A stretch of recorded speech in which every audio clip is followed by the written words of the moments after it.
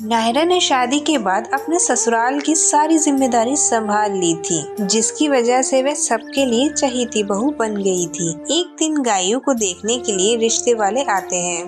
देखो हमारी बहू कितनी मेहनती है, सारा नाश्ता और खाना उसने घर पर ही बना लिया है, बाहर का उसने कुछ नहीं मंगवाने दिया। हाँ कार्तिक के पापा, जब से नायरा बहू आई है मुझे रसोई घर की बिल्कुल भी फिक्र नहीं रहती है। मुझे मालूम है कि वे सारा काम अच्छे से कर लेगी। नायरा सारा खाना और नाश्ता बनाकर तैयार कर देती है। कुछ देर बाद ही गायों को देखने के लिए आ जाते हैं। बहन जी, हमें कुछ नहीं चाहिए, बस हमें अपनी प्यारी सी बहू चाहिए जो हमें और हमारे बच्चों को समझे। गाय मुझे बहुत पसंद आई है। अरे बेटा, तुम इतना सर क्यों खुजा रही हो? अरे वो इसने 1-2 दिन से सर नहीं धोया है ना, इसलिए सर में थोड़ी खुजली सी हो गई है। अच्छा, लेकिन अपने सर की सफाई रखना, क्योंकि मुझे जुएं बिल्कुल भी पसंद नहीं है। कहते हैं अगर एक बार शादी हो गई तो साथ में जुओं की भी शादी हो जाती है और वे भी ब्याह कर घर आ जाती हैं। ऐसी बात नहीं है बहन जी, मेरी गायों के एक भी जू नहीं है, फिक्र मत करिए आप। अब अगले दिन गायों अपना सर धो लेती है और वह धूप में तौलिया डाल देती है। तभी उसकी चाची वहाँ से जा रही होती है। अरे तौलिया में इतनी जुएं ये कहाँ से आ गई? गायू,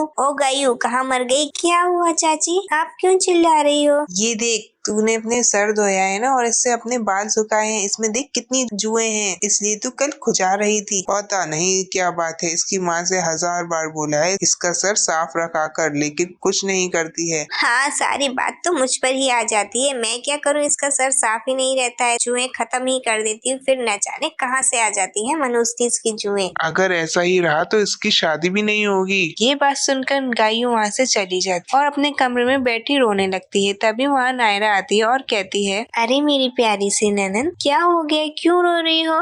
भाभी देखो ना, सब लोग मुझसे कितना सुना रहे हैं। मैं क्या करूं अगर मेरे बालों में इतनी जुएं हैं तो? गायू बस इतनी सी बात, तुम फिक्र मत करो, आजकल हर मर्ज की दवाई है। हम किसी अच्छे से डॉक्टर के पास चलते हैं, वे कुछ ही दवाइयाँ देंगे और तुम्हारा सर बिल्कुल साफ हो जाएगा। अब नायरा डॉक्टर के पास उस गायू को ले जाती है। डॉक्टर उसकी दवाइयाँ दे देता है, जिसकी वजह से सारी जुएं गायों के खत्म हो जाती है और उसकी शादी हो जाती है। तो दोस्तों, आज भी ये देखा जाता है कि जिसके सर में जुएं होती हैं, लोग उससे घिनियाने लगते हैं और न ही उससे बात करते हैं, लेकिन ये कोई जानबूझकर नहीं करता है। लेकिन फिर भी हमें अपने सर की सफाई रखनी चाहिए और दूसरों की जुएं देखकर उसकी बेइज्जती नहीं करनी चाहिए।